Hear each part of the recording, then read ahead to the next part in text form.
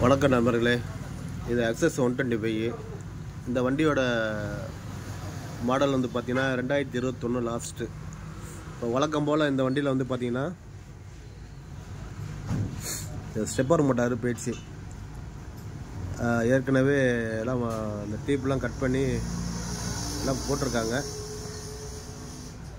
இப்போ இதை வந்து சாத்தியப்படலை. நம்ம நண்பர் கடையில் தான் வந்திருக்கு. இப்போ நம்ம வந்து இதை கஸ்டமர் வந்து இப்போ செலவு பண்ணுறதுக்கு அவர்கிட்ட வந்து பண வசதி இல்லை. இப்போதைக்கு எதாவது பண்ணி கொடுங்க அப்படின்னாரு. நம்ம நிறையா வலைதளத்தில் பார்த்துருப்போம். இந்த ஸ்டெப்பர் போட்ட ஒரு மேனுவல் வந்து மாற்றுறோம்.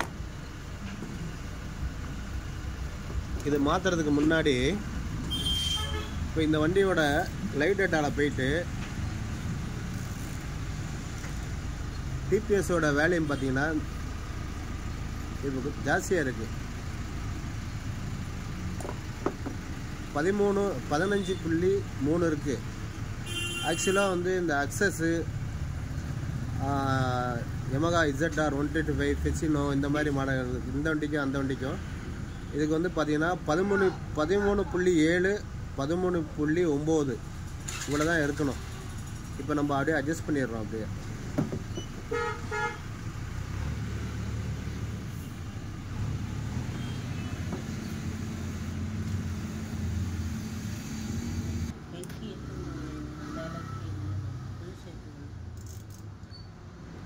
கையில் லூஸ் பண்ணு.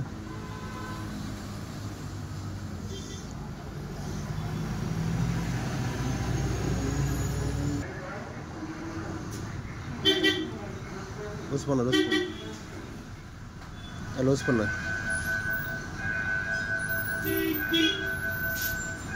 இருப்பா கொஞ்சம் டைட் பண்ணு.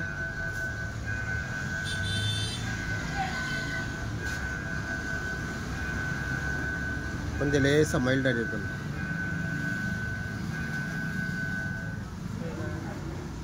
இன்னும் கொஞ்சம் எடுத்து லேசாக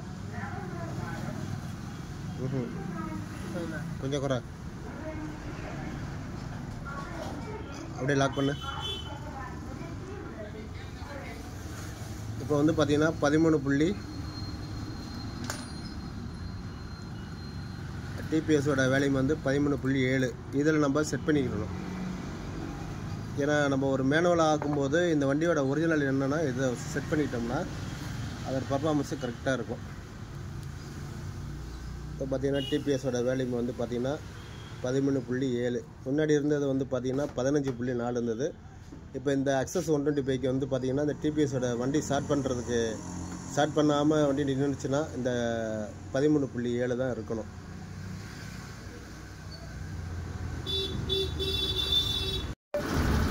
இப்போ நம்ம வண்டி அந்த டிபிஎஸ் கரெக்டாக வச்சு ஸ்டார்ட் பண்ணியாச்சு. எதுவும் ரைஸ் பண்ணப்பா.